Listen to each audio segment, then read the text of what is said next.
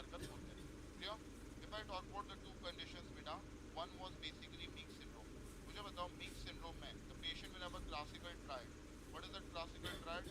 First is the patient will have fluid inside the peritoneal cavity called as ascites, plus there will be pleural effusion beta, ठीक है? And third was a previous year question of FMG exam which said patient having ascites and pleural effusion. What is the third finding in a patient of Meek syndrome? Benign ovarian tumors or malignant ovarian tumors? Benign ovarian tumors. That was the answer. याद रखना, the third part of the Meek syndrome are benign ovarian tumors. The most common benign ovarian tumor seen is the ovarian fibroma beta. The most common benign ovarian tumor seen in patients of Meek syndrome with your ovarian fibroma followed by thickening. Most common is ovarian fibroma. Clear है बात यहाँ तक? Next important if they ask you बच्चे a case of pseudo Meek syndrome. Whenever I talk about a case of a pseudo-Meek syndrome, बच्चे याद रखना pseudo-Meek syndrome में the two features are going to be exactly same. That is ascites as well as pleural effusion. So we know ascites and pleural effusion are also seen in patients suffering from pseudo-Meek syndrome. But the third ovarian tumor that is associated is usually going to be a Brenner's tumor beta. The third ovarian tumor which is commonly associated with a pseudo-Meek syndrome will be a Brenner's tumor. Both the conditions will have benign ovarian tumors only. ठीक है? The only difference is the types. अगर fibroma thicoma it is more likely Meek syndrome. अगर Brenner's tumor है तो it is more likely to be a case of pseudo-Meek syndrome.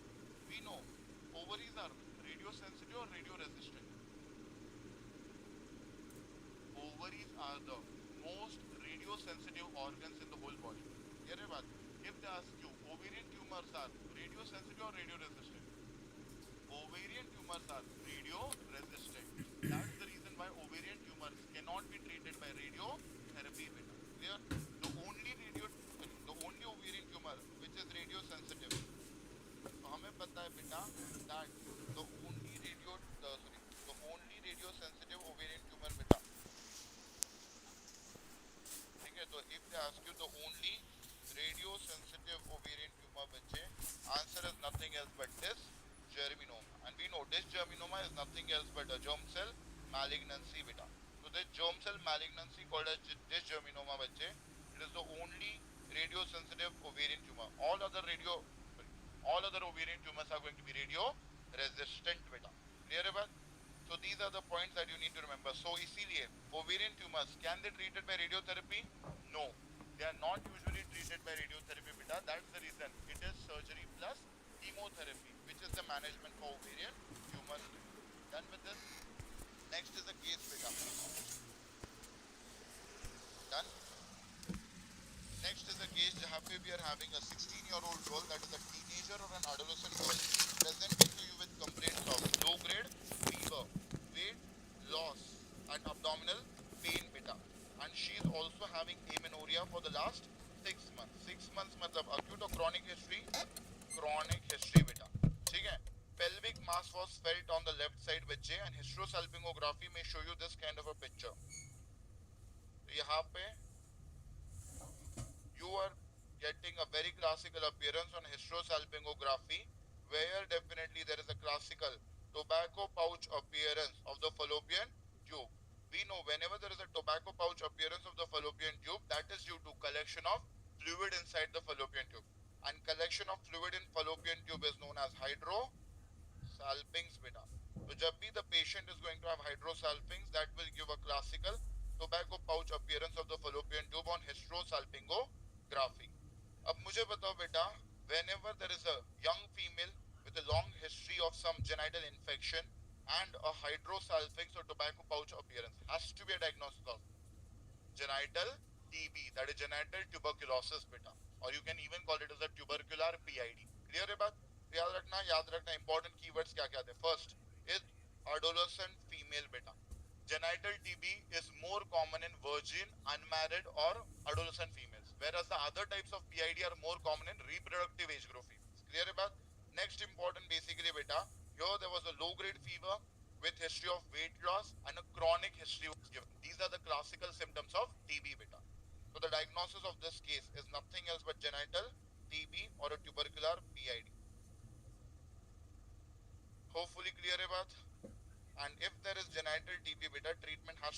else but ATT, that is anti-tubercular therapy.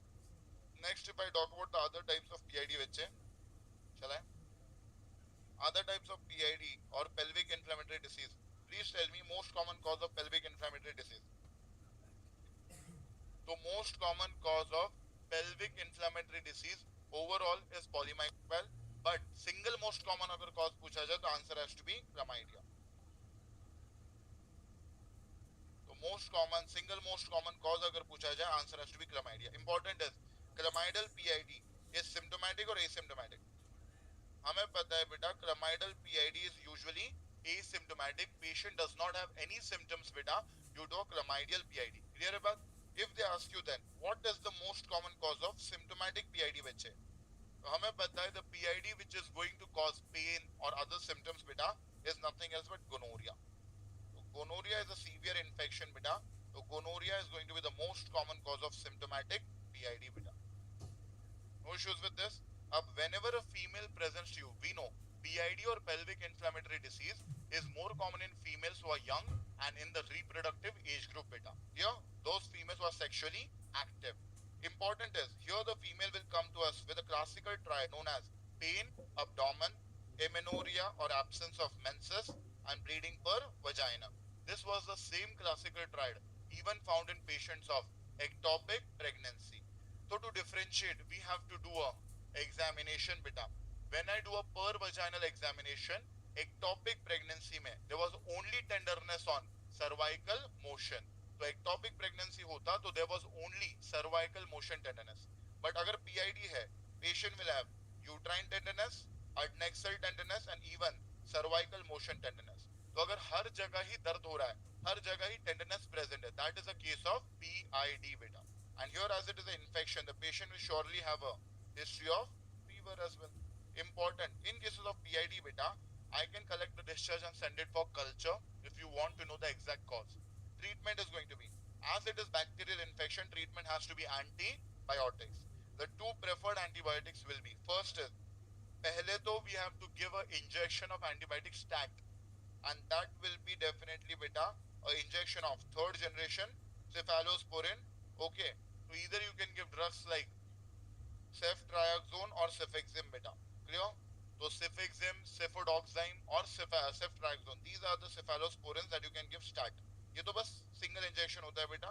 तो injection of cephalosporin stat has to be given beta, single injection. Then daily doses has to be given for some drugs. Daily doses अगर पूछेंगे बेटा, तो we have to give a daily dose of doxycycline 100 mg BD and metronidazole beta, that is 400 or 500 mg BD for a span of 7 to 14 days beta. Clear है बात? याद रखना. तो doxycycline and metronidazole has to be given on a daily basis for almost around 14 days. Important, pregnancy में मुझे बताओ, can you give doxycycline on metronidazole? So we usually not prefer beta doxycycline or metronidazole during pregnancy. So if a pregnant female is basically having बच्चे a case of PID, then we prefer using which kind of drugs?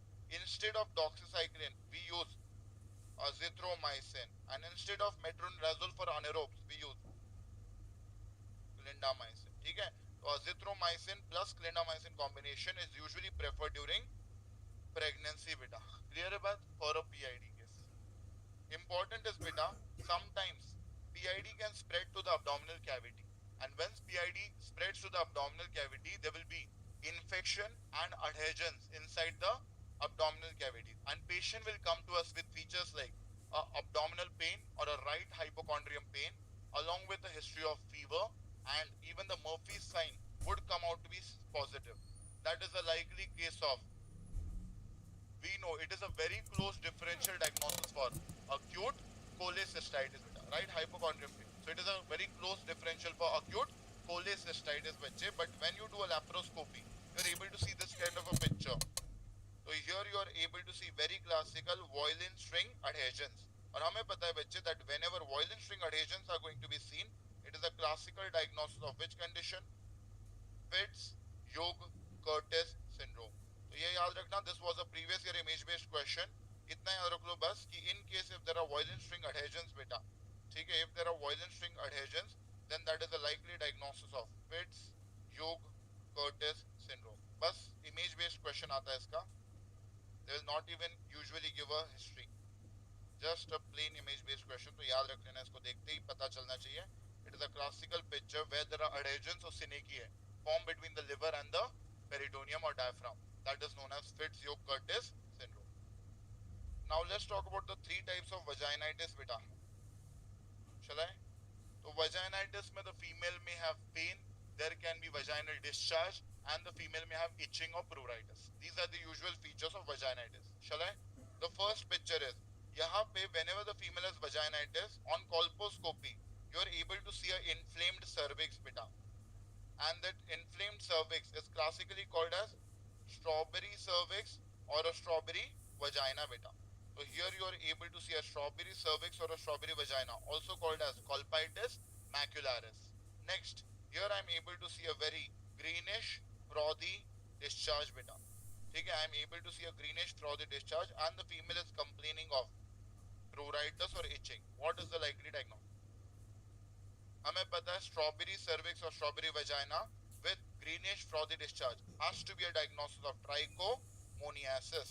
Trichomoniasis is caused by Trichomonas vaginalis, which is a protozoa, beta. Important is diagnosis के लिए I will definitely collect a sample of the discharge, beta, and after collecting the sample of the discharge, बच्चे, what I should do? I should send the sample for KOH mount. ठीक है? I should send the sample for KOH mount, beta. And on KOH mount, I should be able to see the motility of this Trichomonas vaginalis. बोलो micro. याद रखना बेटा, in Trichomonas vaginalis, we are able to find a very classical twitching motility. So twitching motility on KOH mount is a very classical feature of Trichomonas vaginalis. So twitching motility also called as a jerky motility, बेटा. Clear? So twitching or jerky motility, Trichomonas vaginalis.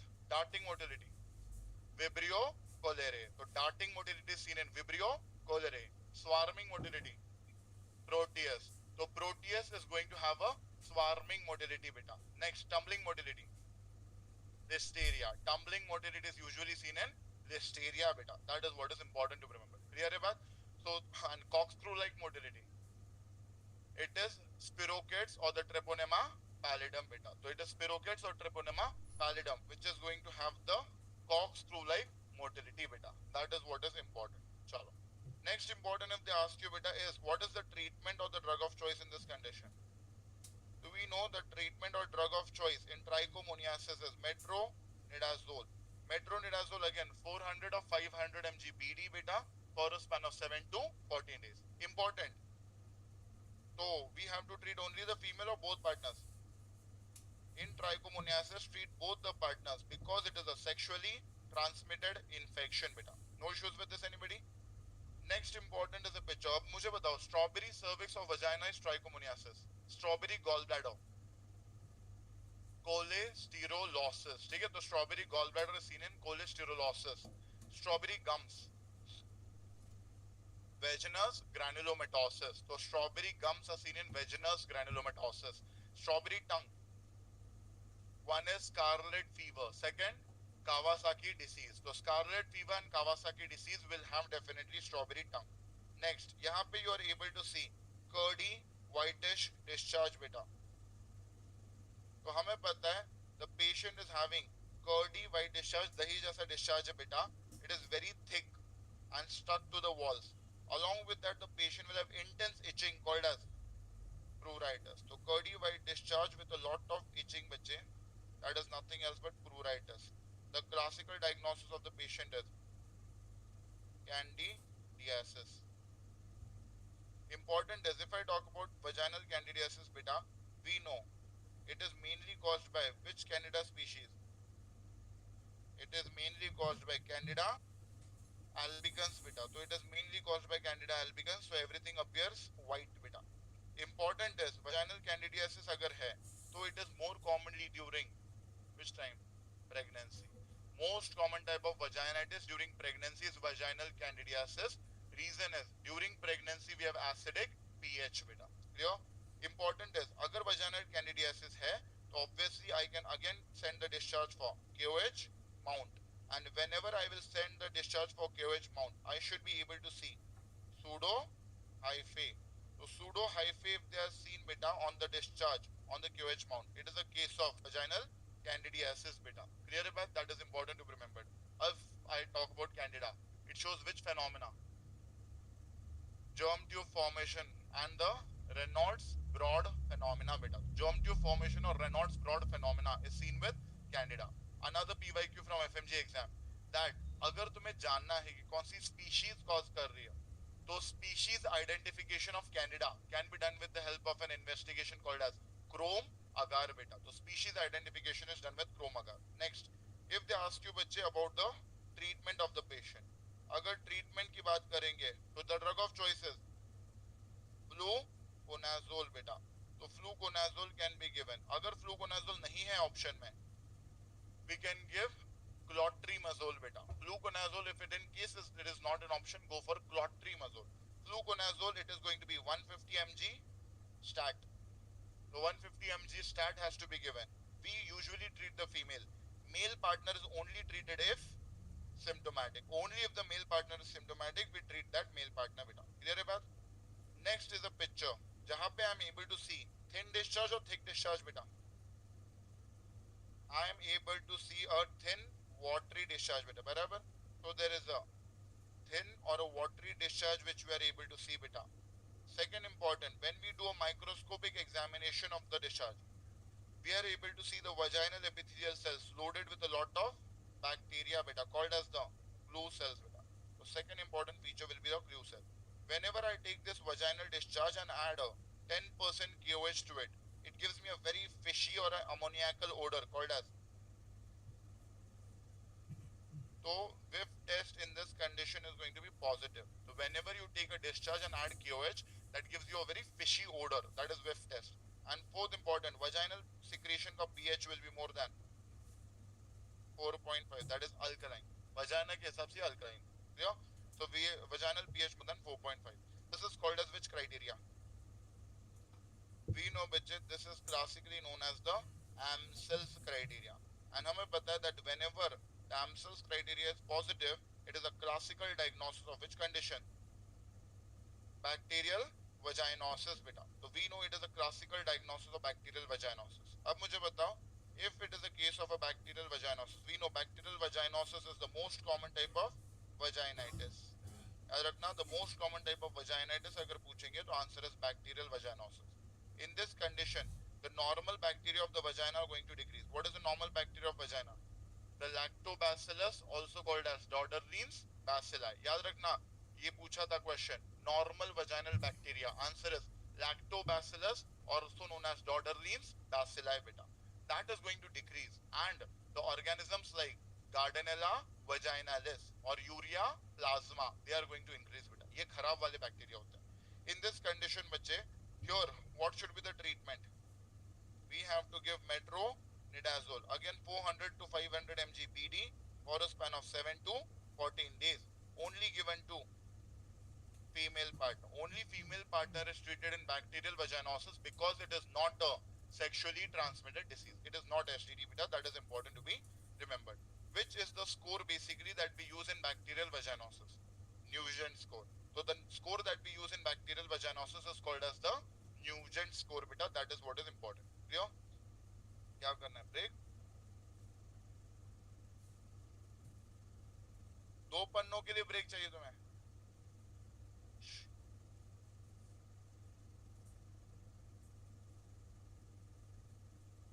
Complete करके break ले रहे हो, थोड़ा सा बड़ा break ले लेना. चलो.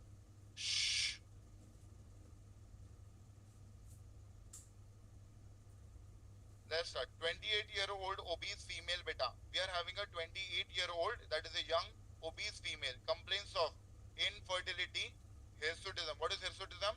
Excessive facial hair growth beta. And she's also having acanthosis nigricans, that is blackish velvety appearance of skin.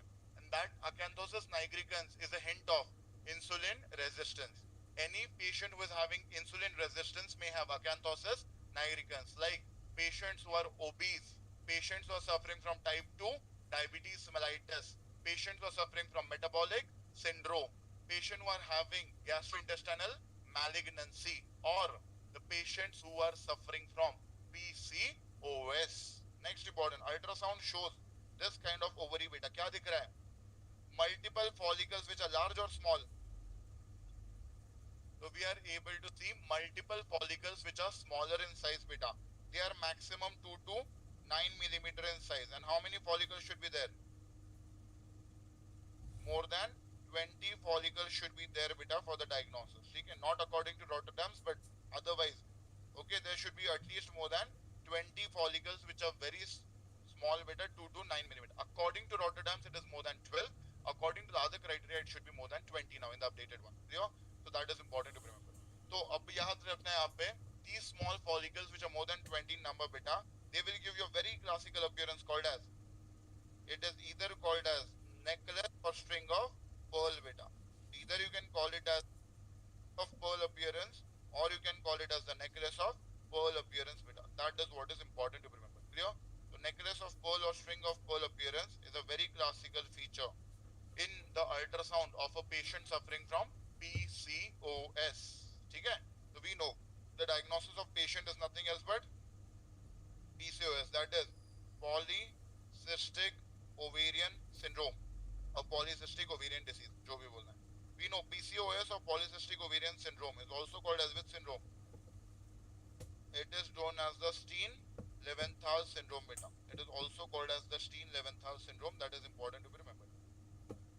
If I talk about beta for the diagnosis of polycystic ovarian syndrome or the Steen-Leventhal syndrome, we have a special criteria beta called as, so we know the classical criteria that we use for diagnosis is known as the Rotterdam's criteria.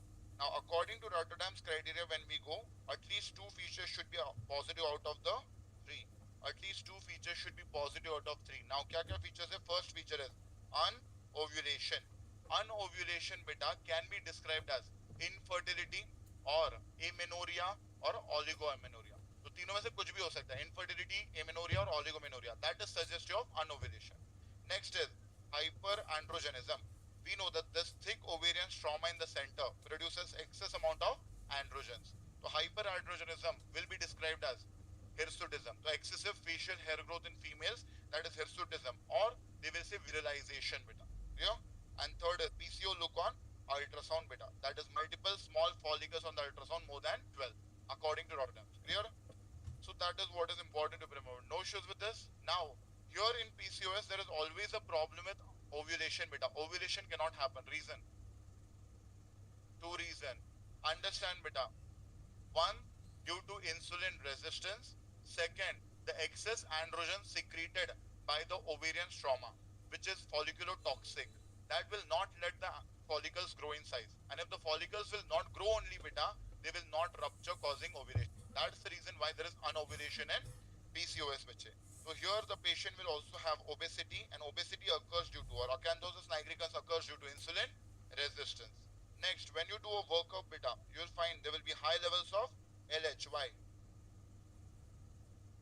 याद रखना, there are multiple follicles beta which have not completely grown, but they have somewhat grown basically, and due to that there is excess production of estrogen, and that leads to a positive feedback to the pituitary, causing increase in the LS secretion, and there will be decreased secretion or low amount of sex hormone binding globulin. So high LH and low sex hormone binding globulin is a very important lab feature beta in the diagnosis of PCOS बच्चे. If they ask you what is the first line management, so that was a recent FMG question in Jan 2025. First line management in PCOS is nothing else but lifestyle modification. We know majority females will have an ovulation beta as soon as they will have weight loss beta. ठीक है? So lifestyle modifications like weight loss has to be the first line treatment. If they ask you that if lifestyle modifications do not help, then what is the drug of choice? So drug of choice beta in the treatment of PCOS can be letrozole. Reason? Letrozole helps in both the functions beta. First, it will help us in ovulation induction. Second, it will also decrease the insulin resistance. इसीलिए दोनों काम करने की वजह से we say that letrozole is considered or aromatase inhibitors are considered as the drug of choice. अब अगर वो पूछे best drug for ovulation induction, Answer has to be clomiphene citrate. So best drug for ovulation induction is always clomiphene citrate, but it does not decrease insulin resistance. Best drug for insulin resistance, metformin. So metformin is the best drug for insulin resistance, but it does not cause ovulation. Clear? तो इसीलिए दोनों काम करने वाला letrozole is considered as the drug of choice beta. Next, we can also give COCP, that is combined oral contraceptive pills beta. Clear है बात? Understood? Next, a female undergoing IVF beta, that is in vitro fertilization, has been given an injection of HMG. What is HMG? Human menopausal gonadotropin, that is 75 units of LH and 75 units of FSH beta. This HMG is given for the purpose of ovulation. So whenever the female has to undergo IVF, we need ovulation induction, and for that either we give an injection of HMG or clomiphene citrate beta. Okay, and then the female will start complaining of nausea, vomiting and abdominal distension along with shortness of breath. What is the likely diagnosis? If you see the ultrasound of the female beta, it is showing you large follicles or small follicles. This time, unlike PCOS, here there are larger follicles beta, which are even seen inside the center of the ovary beta. PCOS में क्या था? Small follicles only in the periphery. यहाँ पे तो larger follicles completely inside the ovaries are going to be seen, and this is the classical case of OHSS, that is ovarian hyperstimulation syndrome beta. So यहाँ पे the ovaries have got hyperstimulated, and therefore there is not growth of one but rather multiple ovarian follicles beta, which is causing this problem. Now मुझे बताओ, if HMG और clomiphene citrate में से किसके ज्यादा chances है that it can cause OHSS? HMG. HMG has more chances of causing ovarian hyperstimulation syndrome as compared to clomiphene citrate. तो इसीलिए वो commonly HMG की history use करेंगे तुम्हारे exam में. So do not get confused. Next important thing if I talk about बच्चे is, if they give you same picture, if they give you a same picture of ultrasound ovary beta showing large follicles without any stroma in between, and they say there was a history of pregnancy, answer is theca lutein cyst. तो अगर history of pregnancy देते हैं बेटा along with the same picture, it is a diagnosis of theca lutein cyst. याद रखना है बात. Clear है बात? Next is case of cervical cancer. Now we know beta, if I talk about CS cervix is very common. If they ask you which is the most common cancer in Indian females,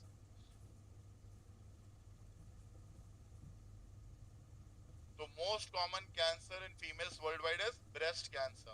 Most common cancer in Indian females is breast cancer, and that was the PYQ in FMG exam.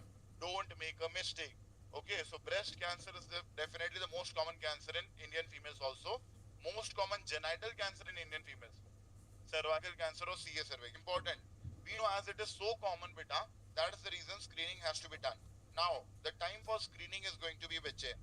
According to ACOG guidelines, it is 21 to 65 years of age. From ACOG guidelines, it is 21 to 65, and according to WHO, it is 30 to 50 years of age beta. Clear about that is the usual screening timing. India also recommends after 3 years of the first sexual intercourse beta. Okay? Important. We know there are various methods for cervical cancer screening, but the most common method of a cervical cancer screening is Pap smear beta. Pap smear if negative should be repeated after every 3 years. हमें पता है Pap smear if it is negative should be repeated after every 3 years beta. That is what is important to be remembered. Clear? Next important, if I talk about, shall I? अरे रुको तो सही ना. Pap smear is usually done beta. We have to take the sample of Pap smear with the help of this wooden spatula called as Ayer's spatula beta. Barabar? With the help of the Ayer's wooden spatula, you can take a sample from ectocervix. But to take a sample from endocervix, you have to use the endocervical brush beta. याद रखना है बात. Next, cytobrush is used to take the sample for which investigation? Cytobrush is used to take the sample for LBC, that is a liquid-based cytology, where we take the sample and send it in formalin beta to the laboratory. Clear about that is liquid-based cytology, which is understood. Now important is another question, which is the most cost-effective method for cervical cancer screening. So that has been a PYQ of FMG exam beta from PSM. Most cost effective method for cervical cancer screening is via beta. Via, if I talk about, it is nothing else but visual inspection with 3 to 5% acidic acid. In this visual inspection with 3 to 5% acidic acid, we have to take the biopsy from which areas? From the stained acetowhite areas. These are the abnormal areas from where you need to take the biopsy beta. Second investigation shown is villi, that is visual inspection with Lugol's iodine beta. And if villi you do, you have to take the sample from stained or unstained areas. So villi jab karte ho, then we have to take the sample from the unstained areas beta. Those are the abnormal areas. Clear hai baat? That is what is important to remember. Via may take the sample from stained areas, villi may take the sample from unstained areas. That is what is important. Clear hai baat? Agar मैं बात करूं बेटा, which is a even better test, that even better test will be called as a co-test. When I talk about co-test, उसमें दो चीजें करते हैं बेटा. One is definitely a pap smear, and second is going to be a HPV DNA. When I do a pap smear along with HPV DNA beta, that is known as co-test, and the frequency to repeat a co-test is 5 years of timing. याद रखना, co-test which is repeated, it is repeated after every 5 years if it comes out to be negative. So co-test is definitely repeated after every 5 years beta if it comes out to be negative. No issues with this? Understood? Next important, if I talk about beta, shall I? So if I talk about bachche, that in cases of cervical cancer, if in case the pap smear or if the co-test is positive, next step to confirm the diagnosis has to be a colposcopic biopsy beta. Sorry. Important is beta, I'll talk about the colposcopic biopsy in a while. Uske pehle, if you see that the female is having a family history of CS cervix beta, or definitely if the pap smear is coming out to be positive, what can be given for prevention? Now please remember, prevention ke liye we can give HPV vaccines beta. So nowadays we have HPV vaccines which are available beta to prevent the cervical cancer in the female. Recent NEET PG question was, they said a female has been diagnosed beta with cervical cancer and she has a 14-year-old daughter. What should be your likely advice to be given to her daughter? Answer would be a HPV vaccine beta. If I talk about HPV vaccine बच्चे, the indigenously developed HPV vaccine is,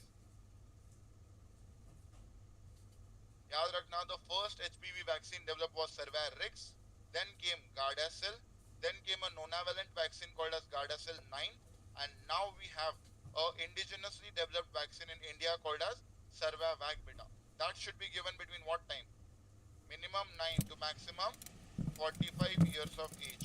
So minimum 9 to maximum 45 years of age is the timing beta when we should give the Cervavac vaccine for prevention of cervical cancer. Now as I said beta, if in case beta that your any of the screening test comes out to be positive, whether it is pap smear, whether it is co-test or it is via beta, if any of them comes out to be positive bachche, then first condition is, if I say less than 1/3 cells are abnormal, that is going to be cyan stage 1. Okay, whenever I say more than 1/3 but less than 2/3 cells are abnormal, that is cyan stage 2 beta. So stages 1 and 2 may usually, do we need a immediate management? So stage 1 and 2 may we can go for observation beta and a routine screening could be done, right? Next important, if I talk about bachche, if it is more than 1/3 stage, more than 2/3 cells are abnormal. Whenever more than 2/3 cells are abnormal, that is called a cyan stage 3.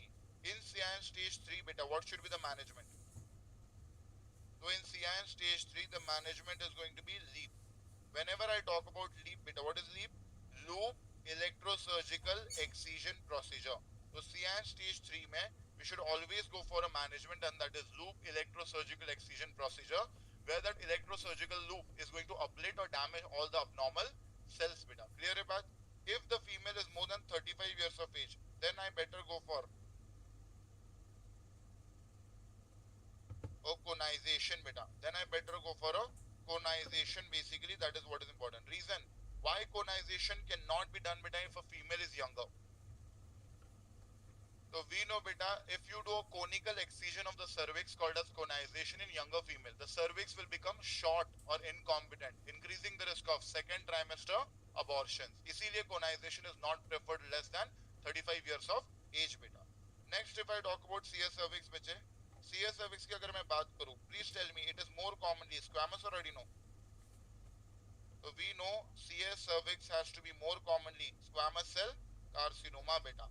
And याद रखना, इसीलिए it is associated with HPV infection beta, because HPV infection, recent NEET PG question, which among the following viruses have a strong affinity for a squamous epithelium? Answer was HPV, that is human papilloma virus. इसीलिए जहां जहां squamous epithelium है वहां वहां HPV होता है. Clear है बात? तो याद रखना, most common type of CS cervix is squamous cell carcinoma, and it is commonly associated with HPV 6 or 11 or 16 and 18. So we know CS cervix अगर बोला जाए तो it is the high risk strains known as HPV 16 and 18 which are associated with cancer. Most common is 16, more dangerous is 18. If they ask you anogenital warts, then it is going to be the low risk strains known as 6 and 11 beta. So 6 or 11 is associated with anogenital warts beta. Next, most common site of CS cervix. So most common site for CS cervix is going to be the transformation zone beta. That is nothing else but the squamo-columnar junction. The transformation zone is the most common site beta. That is what is important. अगर वो पूछेंगे what are the common complaints in CS cervix, we know female will come to us with a most important complaint called as post-coit bleeding. That is bleeding after intercourse.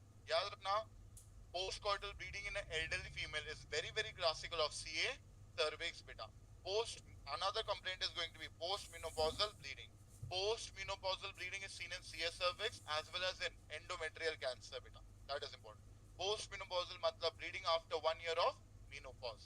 याद रखना, Indian scenario में दोनों symptoms ज्यादा common है CS cervix के साथ, because in our country CS cervix is much more common than endometrial cancer. Clear? So post-coital bleeding or post-menopausal bleeding in an elderly female, more classical of a CA cervix. Now CA cervix में I've told you to run staging. 3 cancers बताओ जहाँ staging run करनी है. One is CA cervix and gynae. Surgery में CA breast and ENT में CA याद हुए नहीं है ना? शाबाश. चलो, तो if I talk about बेटा CA cervix में most common stage of presentation is, very good. The most common stage of presentation in CA cervix is stage 3B. Stage 3B में the CA cervix is going to spread to the pelvic side walls beta, and as it spreads to the pelvic side walls, it compresses the ureters beta, leading to urine retention or hydroureter. And as the female has a complaint of urine retention, then she comes to us beta. Clear है बात? So female does not come to us with a lot of complaints like post-coital or post-menopausal bleeding in India. India में the most common stage of presentation is stage 3B, that is urine retention. In case beta, investigation of choice for CS cervix will be colposcopic biopsy. The investigation of choice to confirm a diagnosis of CS cervix is always a colposcopic biopsy. Clear about? Now if I talk about basically the treatment beta, shall I? If they ask you about the treatment, so we know beta, just to make it easier, remember that if the patient is having a CS cervix less than equal to stage 2A1 beta, okay, if the patient is having CS cervix less than equal to stage 2A1, we go for surgical management, and that is radical hysterectomy. अब इसमें याद रखना बेटा, obviously especially if you're facing the NEET PG examinations, तो याद रखना you have to go stepwise बेटा. Then याद रखना 1A में we go for a radical trachelectomy and बाकियों में radical hysterectomy बच्चे. So that is not very important for FMG. FMG में they won't confuse you, but NEET PG में they are going to ask stepwise for each and everything. So go through the proper stepwise management of cervical cancer and even for cervical screening पूरे guidelines. FMG के लिए जितना बताया है that is more than enough, but NEET PG के लिए better go in depth. Clear? So stage more less than equal to 2A1 beta management is radical hysterectomy. ठीक है? But stage more than equal to 2A2. So stage more than equal to 2A2, we go for a chemo radiation. Reason, stage 2A2 and beyond beta, the patient is going to have a advanced cancer. And advanced cancer or size more than 4 centimeter mein beta, okay, we know definitely the patient will have high risk of death, so better go for a chemo radiation बेटा. Clear है बात? Important is one exception बताओ. We know all the stages less than equal to 2A1 treatment is radical hysterectomy except stage 1B 1B3 बेटा. Except stage 1B3. याद रखना stage 1B3 जो होता है यहाँ पे the size of cancer is going to be more than 4 centimeter, and as the size of cancer is more than 4 centimeter it should go for chemo radiation. So this formula applies everywhere. Less than equal to 2A1 surgical management or radical hysterectomy, more than equal to stage 2A2 chemo radiation, except 1B3 के लिए where the treatment goes for chemo radiation बेटा. Next is the case of nothing else but ambiguous genitalia. Clear? चला है? If I talk about ambiguous genitalia बच्चे, ambiguous genitalia मतलब a confusing genitalia बच्चे, where by looking at the genitalia you are not able to confirm whether it is a male or a female. यहाँ पे देख सकते हो, it is neither a penis nor a clitoris बेटा. Next, it is neither a scrotum nor a labia majora. You are confused बेटा. This is what is a picture of ambiguous. Ambiguous genitalia are usually seen in a condition known as CAH, that is congenital adrenal hyperplasia. So whenever a patient suffers from congenital adrenal hyperplasia, that condition causes this ambiguous genitalia. Now what is this seen in CAH? याद रखना, the hormones responsible for the enzymes responsible for steroid hormone synthesis are deficient. Okay, and that's the reason the patient will have all these problems. Clear है बात? जब androgens ज्यादा बन जाते हैं female में बेटा, that female is going to develop this ambiguous genitalia. ठीक है? If I talk about the case of CAH बेटा, congenital adrenal hyperplasia, याद रखना. First of all, important. What is the most common enzyme deficiency in CAH? 21 alpha hydroxylase is considered as the most common enzyme deficient in patients of congenital adrenal hyperplasia. In this condition, we call it as the salt wasting variety. Why? यहाँ पे there is going to be deficiency of aldosterone or the mineralocorticoid. हमें पता है what is the function of aldosterone? Reabsorption of salt and water. But in case beta, if aldosterone is going to be less, obviously the salt and water will get excreted out beta. And if salt and water are excreted out, that's the reason we call this as the salt wasting variety. As sodium is excreted out, the patient will have hyponatremia. And as water is excreted out, patient will have hypotension beta. So hyponatremia along with hypotension. Now, as aldosterone is less beta, will there be excretion of potassium and H plus ions? No. That's the reason there will be excess amount of potassium collected called as hyperkalemia will be seen. Hopefully clear. So hypotension, hyponatremia along with hyperkalemia is a feature of 21 alpha hydroxylase deficiency. It is not seen in the other two beta, याद रखना है बात. And here the ambiguous genitalia will be seen in girls or boys. Ambiguous genitalia is seen in girls and precocious puberty is seen in boys beta. Next important, second most common is the 11 beta hydroxylase enzyme deficiency. 11 beta hydroxylase enzyme deficiency में there is excess amount of mineralocorticoids or aldosterone. When there will be excess amount of aldosterone in the patient's body beta, it is not actually aldosterone, it is a precursor. ठीक है? The excess amount of aldosterone like hormones will cause more retention of sodium and water. As there will be more retention of sodium and water, patient will have hypernatremia along with hypertension. And as there is more aldosterone like hormone, there is more excretion of potassium and H plus ions. As more potassium is lost in the patient's urine, patient will have hypokalemia. So hypernatremia along with hypertension and hypokalemia is a feature of 11 beta hydroxylase deficiency. But if ambiguous genitalia is present in girls beta, if ambiguous genitalia is present in girls, मतलब 21 alpha hydroxylase जैसा picture, ambiguous genitalia in girls or precocious puberty in boys, but उल्टा क्या है? BP. If the patient is having hypertension beta. Next, last is the case of 17 alpha hydroxylase deficiency. 17 alpha hydroxylase deficiency में the amount of aldosterone or mineralocorticoids is high beta. In this condition, याद रखना, patient will again have, as more amount of aldosterone is there, more amount of salt and water retention, causing hypernatremia and hypertension, along with more excretion of potassium, causing hypokalemia. But difference is what? Ambiguous genitalia in boys. याद रखना, यहाँ पे होगा ambiguous genitalia in boys. So if there is ambiguous genitalia in boys and a similar feature to 11 beta hydroxylase deficiency, it is a case of 17 alpha hydroxylase deficiency. एक बार जल्दी से, most common enzyme deficiency in congenital adrenal hyperplasia, 21 alpha hydroxylase. Important. If I say the patient is having hypertension along with hypernatremia along with hypokalemia and patient having ambiguous genitalia in girls, diagnosis is 11 beta hydroxylase deficiency. If I say again same picture, hypertension along with hypernatremia and hypokalemia along with ambiguous genitalia in boys, diagnosis is 17 alpha hydroxylase deficiency. If I say the patient is having hyponatremia along with hypotension and hyperkalemia, matlab salt wasting variety with ambiguous genitalia in girls, diagnosis is 21 alpha hydroxylase deficiency. Remember these three, that will be much easier. Clear? Next important, what is this picture? हैं? ऐसे मत बोल भाई. It is a case of Bartholin's cyst. क्या दिख रहा है? You are able to see a swelling बच्चे. On which wall of the vagina?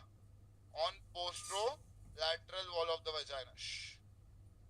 So here you are able to see a posterolateral swelling on vaginal wall. PYQ in FMG इतना ही पूछा था. Bartholin's cyst will be, or Bartholin's gland will be present on which wall of vagina? Answer is posterolateral wall. Anteromedial होगा तो Gardner's cyst होता है. Anteromedial is Gardner's cyst. Posterolateral is Bartholin's cyst बेटा. So posterolateral swelling is there beta. Okay, it will only cause discomfort. There is just a swelling on the posterolateral wall of vagina without any pain. It is a diagnosis of Bartholin's cyst. Treatment is, we have to make an incision over the Bartholin's cyst. We have to drain the Bartholin's cyst, and then we have to open up the sac beta and suture the margins. That is called as marsupialization. So याद रखना बेटा, we have to perform marsupialization in the treatment of Bartholin's cyst बच्चे. No issues with this anybody? This is a sarkari question which is asked a lot of times. Now अपन थोड़ा सा आगे चले गए थे. अब the question is what? A young female patient beta who comes to you with complaints of pain, redness and swellings on the posterolateral wall of vagina. Diagnosis is Bartholin's. याद रखना बेटा, if only swelling and discomfort is present, the diagnosis is Bartholin's cyst. But if pain and redness like inflammatory signs are present, matlab the Bartholin's cyst has got infected beta, and it is a diagnosis of Bartholin's abscess. And if it is a case of Bartholin's abscess due to infection, now obviously the treatment has to be incision and drainage. So Bartholin's abscess जब diagnosis बन जाता है बच्चे, तब the treatment has to be incision and drainage along with antibiotics. Incision and drainage के लिए which number surgical blade? So incision and drainage के लिए number 11, that is stab blade has to be used beta. So incision and drainage along with antibiotics. And last part from gynae. Done with this?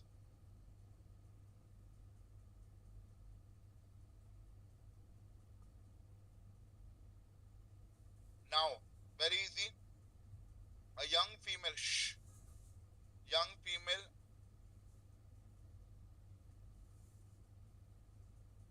करो, all late करो, मेरे को क्या है? Young female complains of infertility. History reveals she suffered from a severe PID in the past beta. MRI of the female has been given below. What is the likely diagnosis? क्या दिख रहा है MRI पे? The uterine wall is attached with each other. That is intrauterine adhesions beta. So if I am able to see intrauterine adhesions after a severe PID, it is a classical case of which syndrome? Asherman's syndrome. Now तुम्हें सबको एक आदत हो गई है कि to hear overzealous curettage and then intrauterine adhesions. ठीक है? Overzealous curettage, they can even form due to PID because PID is inflammation. Clear है बात? So even if they give you a history of severe PID, that can also increase the risk of intrauterine adhesions, and that is a likely diagnosis of nothing else but Asherman syndrome beta. Important is when I talk about Asherman syndrome in the female, she will always come to us with complaints of infertility, hypomenorrhea, oligomenorrhea at times. ठीक है? Most common causes. The most common causes definitely are overzealous curettage. मतलब अगर ज्यादा scraping कर ली तुमने, बराबर, तो overzealous curettage or excessive curettage is going to be the leading cause for Asherman syndrome, but even PID can cause it. Important treatment is we have to go inside the uterus and cut out all the adhesions beta called as hysteroscopic adhesiolysis beta. Hysteroscopic adhesiolysis is the treatment done for Asherman syndrome or for the intrauterine adhesions beta. Next is let's talk about the Mullerian defects. I hope all of you are quite aware beta that the internal female genitalia are going to develop from the Mullerian duct, also known as the paramesonephric duct. So Mullerian duct or the paramesonephric duct develops into the internal female genitalia, that is fallopian tubes, uterus, cervix, and the upper two-third of vagina. Lower one-third of vagina develops from the urogenital sinus. The urogenital sinus gives rise to the lower one-third of vagina. That means even if there is any kind of Mullerian problem, the lower one-third of vagina will always develop beta. Clear है बात? That is what is important. अब male internal genitalia develops from Wolffian duct. So male internal genitalia develops from the Wolffian duct, also called as the mesonephric duct. The Wolffian or mesonephric duct gives rise to male internal genitalia like the prostate gland, the seminal vesicles, the vas deferens and epididymis. These are the internal genitalia of male developed from the Wolffian or the mesonephric duct. Clear? If I talk about, we know that there are two Mullerian ducts which will fuse with each other beta, and that leads to formation of the complete female internal genitalia. But if they do not fuse or if they do not properly fuse, that leads to Mullerian defects. Most common Mullerian defect is, तो हमें पता है most common type of Mullerian defect answer has to be septate uterus beta. That is important to remember. If they ask you what is the first line investigation if a female suffers from Mullerian defects, the first line investigation could be a transvaginal scan followed by HSG beta called as hysterosalpingography. क्योंकि transvaginal scan पे तो कुछ दिखेगा नहीं usually, so इसीलिए we go for HSG, that is hysterosalpingography beta. When I go for hysterosalpingography, which is the cannula that we use? Leach-Wilkinson cannula beta. So Leach-Wilkinson cannula we tend to use commonly over here. Clear about? Now whenever I talk about beta, the HSG or the hysterosalpingography बच्चे, the first picture that comes to your mind is this one, where you are able to see two horns of the uterus beta. The distance between the two horns, if you see, it is usually going to be less than 4 centimeter, and the angle is an acute angle, usually less than 70 degree. Diagnosis is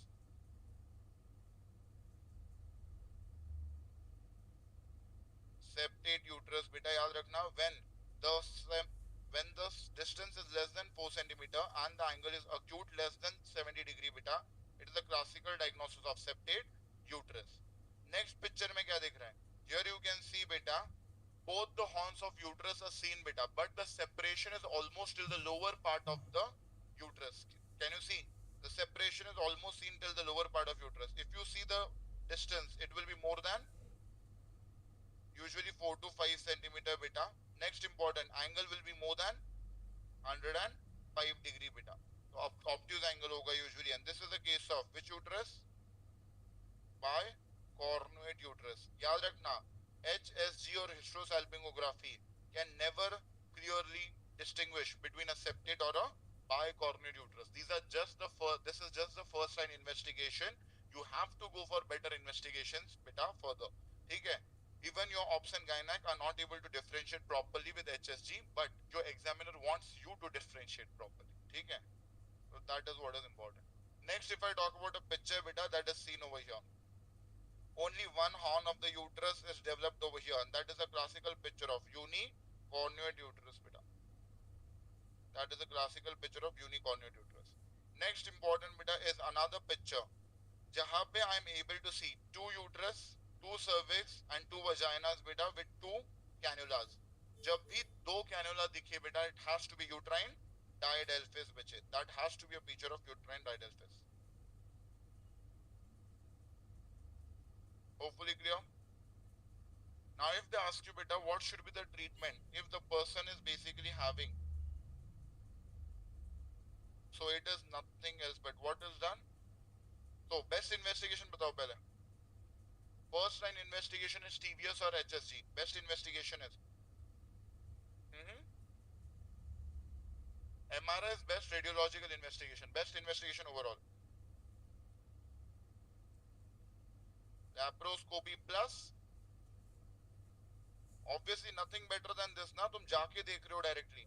Laparoscopy plus hysteroscopy will always be the best investigations which are to be done in a case of Mullerian defects beta. The first line is the HSG whereas best is laparoscopy plus hysteroscopy. Best radiological अगर पूछे तो obviously answer has to be MRI beta. Best radiological is going to be MRI. Usually investigation of choice is a 3D ultrasound. Investigation of choice के तौर पे you can use a 3D ultrasound. Treatment क्या करते हो? Treatment is only done if the patients of Mullerian defects are having RPL. What is RPL? Recurrent pregnancy loss. You can just write in short recurrent abortion. Agar only if there are recurrent abortions बच्चे, then only we go for a treatment. Otherwise we don't need any treatment. And the treatment is what? If it is a case of septate uterus, I have to definitely remove the septum bicche from the uterus, and that is called a septal resection. So hysteroscopic septal resection has to be done. Clear? Whereas if it is a bicornuate uterus, then I have to fuse both the horns of uterus called as a unification surgery beta. I have to fuse both the horns of uterus called as a unification surgery. Strassman's is not very commonly done nowadays. Okay, so that is what is important. Sarkari question of FMG exam, and that is a 17-year-old girl comes to you with complaints of primary amenorrhea. मुझे बताओ amenorrhea means absence of menses beta. Okay, primary amenorrhea मतलब menses never started. तो जिन female में menses कभी start ही नहीं हुए बेटा, that is called as primary amenorrhea. अब उसके लिए मुझे बताओ what is the cutoff. If I talk about if I say suno, if a 14-year-old female comes to you with normal secondary sexual characteristics, that is normal breast development as well as normal pubic and axillary hair, and she is having primary amenorrhea, what is the next step? Next step has to be wait and watch or reassurance beta. Reason, primary amenorrhea में बेटा याद रखना, it depends on secondary sexual characteristics, that is breast development or pubic and axillary hair beta, that when we will diagnose it as a case of primary amenorrhea. First, agar female is usually if the female is having secondary sexual characteristics which are absent, then the cutoff value is, so agar secondary sexual characteristics are absent beta, then you diagnose a primary amenorrhea as early as 13 years of age. So after 13 years you can diagnose it as a case. But if secondary sexual characteristics are present, then you will diagnose primary amenorrhea only after 15 years of age. So yaad rakhna beta, primary amenorrhea will be diagnosed if the secondary sexual characteristics are absent after 13 years, and if secondary sexual characteristics are present after 15 years beta. Iske pehle you will just go for reassurance in the female. Clear baat? So a 17-year-old girl comes to you with complaints of primary amenorrhea and a bluish bulging hymen was seen. What is the likely diagnosis of the female? So we know beta this bluish bulging hymen is because this female is having an imperforate hymen, and due to which every month does she have menses beta? Yes, so every month she has menses. The problem is the blood is not able to come out. So all the blood collects in the vagina called as hematocolpos, or in the uterus called as hematometra. And that's the reason beta, due to hematocolpos, she is having this bluish bulging hymen bache. Clear baat? So as female has cyclical abdominal pain every month, or she has menses every month beta, but blood is not able to come outside, this type of menses should be called as cryptomenorrhea. That is hidden menses bache, barabar? So the patient is going to have hidden menses, cryptomenorrhea. Second, the patient will also have a suprapubic swelling. Reason, as all the blood collects within the uterus beta, the patient will have a suprapubic swelling bache. That is suggestive of hematometra. Clear? Likely diagnosis is nothing else but imperforate hymen beta. What is the treatment if a female comes to you with imperforate hymen? Mein the treatment is, it is cruciate incision beta followed by drainage of all the blood. That is what is important. Imperforateness mein what is the treatment?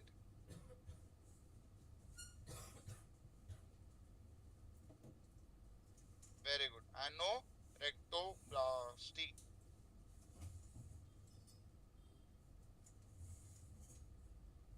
सबसे आसान है surgery, बस repair करना है. Repair क्या होता है? Plastic होता है, खत्म. That is what is important. No issues with this बेटा. Next, if I talk about primary amenorrhea beta, what is the most common cause of primary amenorrhea?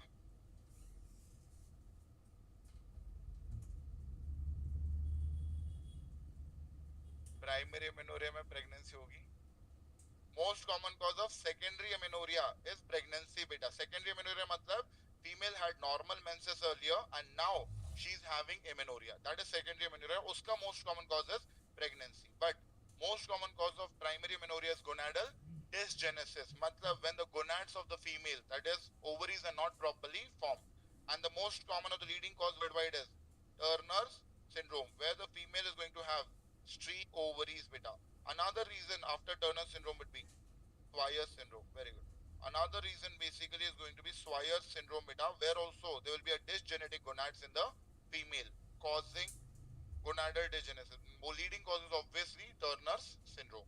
यहाँ पे there is a question which states we are having a 16-year-old girl who presents to you with complaints of primary amenorrhea, short stature, webbing of neck, and flat chest beta, flat or a shield-shaped chest with widely spaced nipples. On ultrasound, hypoplastic, that is the underdeveloped uterus, and streak ovaries are seen. Diagnosis is, तो हमें पता है बेटा leading cause of primary amenorrhea is Turner's. Apart from that short stature, webbing of neck, flat chest with widely spaced nipples and streak ovaries is a very very classical diagnosis of Turner's syndrome. Genotype of Turner's syndrome will be,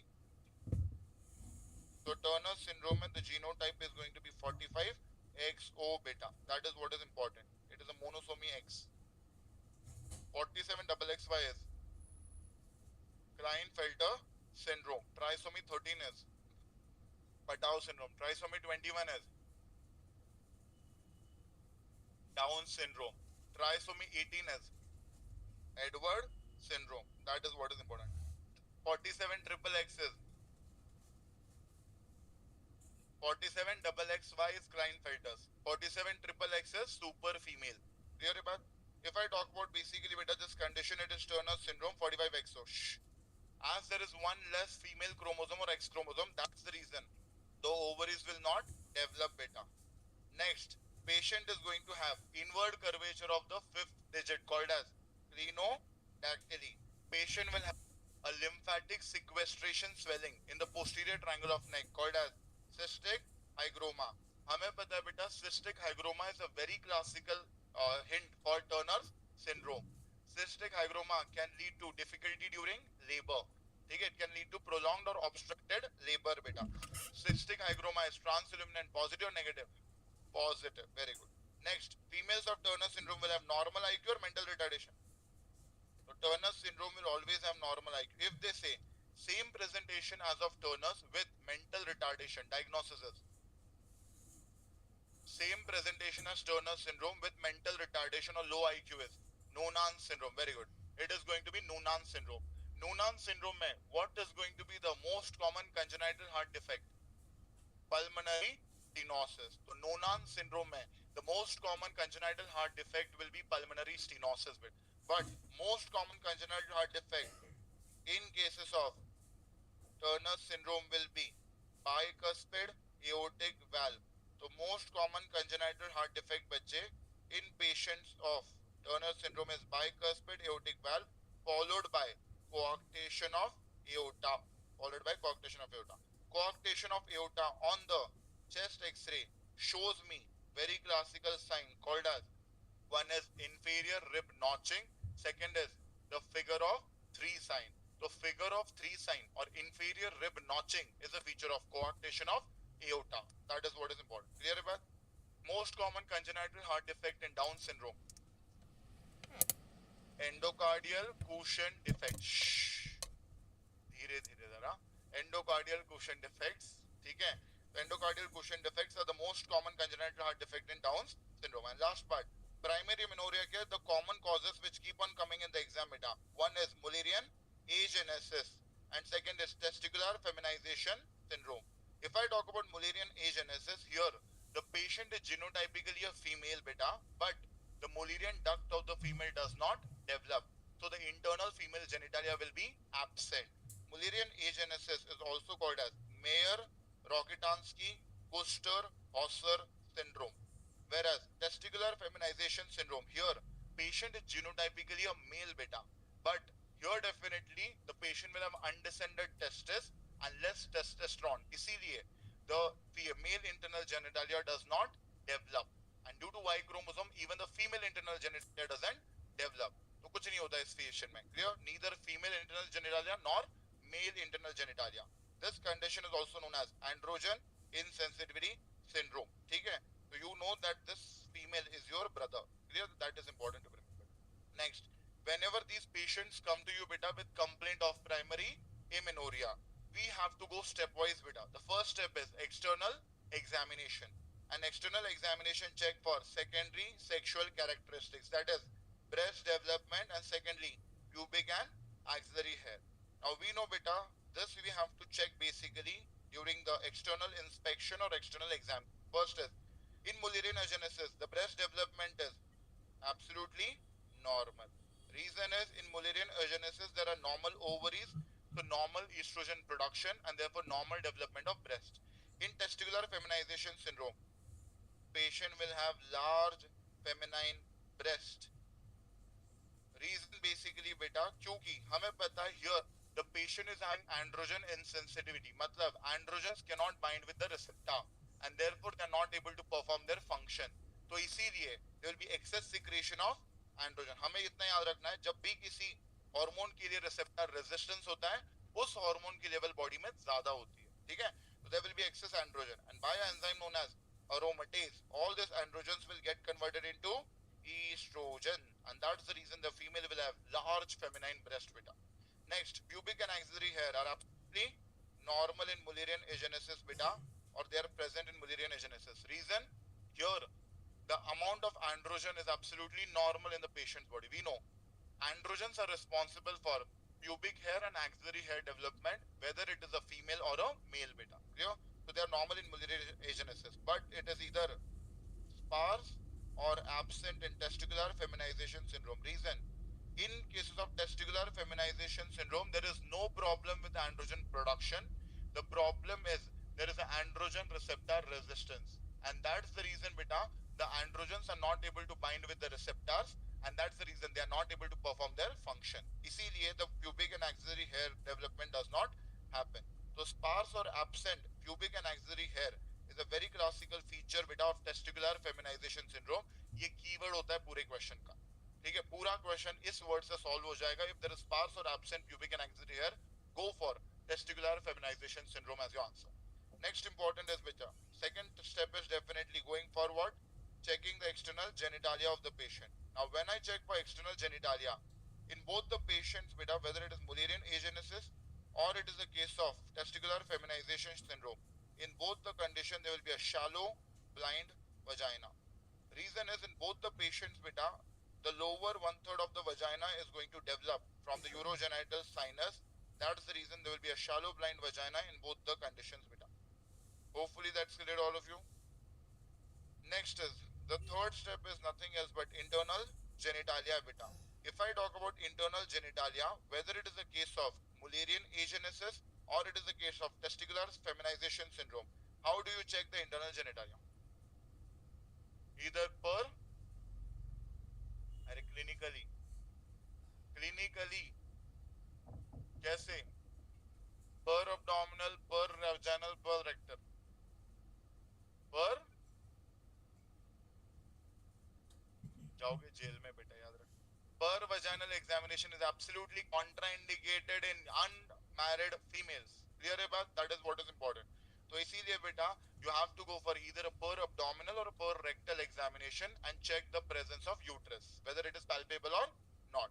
In both the conditions बच्चे याद रखना, uterus will be palpable or not palpable. So in both the condition बच्चे, as the female internal genitalia is absent, uterus is not palpable in both the condition बेटा. Now they will give you till this step बेटा, ये बहुत common है उनके तुम्हारे exam में, that वो इस step तक दे देते हैं, that uterus was not palpable on per abdominal or per rectal examination. Now what is the next step? ये commonest question है. अब next step में हमें पता है that clinical examination has told us बेटा that the uterus is not palpable. Confirm it further by the ultrasound. So the next step is always an ultrasound beta. That is the commonest question which tends to come in your examination. So be aware of this. Ultrasound will confirm that obviously all the female internal genitalia is present or absent. In both the conditions, the ultrasound confirms that the internal genitalia is absent in both the conditions. But it tells you about the presence of gonads beta. There are normal gonads in Mullerian agenesis, and that is nothing else but normal ovaries. There are normal ovaries present in patients of Mullerian agenesis, and in cases of testicular feminization syndrome, नाम में ही उनके, the patient will have which kind of testis? तो testis तो होंगे, but they are not normal, they are undescended testis. इसीलिए the patient looks like a female beta, right? There are undescended testis usually. Next important is, इसके बाद और एक question आता है, what is the best step or the best investigation to confirm the diagnosis? Answer will be karyotyping, because genotype will definitely confirm the diagnosis beta. So last step or the investigation of choice is always a karyotyping बच्चे, and karyotyping in Mullerian agenesis is 46XX. Mullerian agenesis is phenotypically a normal female, whereas in testicular feminization syndrome, the genotype is 46XY. Testicular feminization syndrome is genotypically a male beta. Okay, and that's the reason there will be undescended testis. Jao, thank you so much for being so much patient. क्या घर नहीं जाओ, break low. I'll still continue with some part of ophtha today. वो क्या, थोड़ा बहुत ophtha.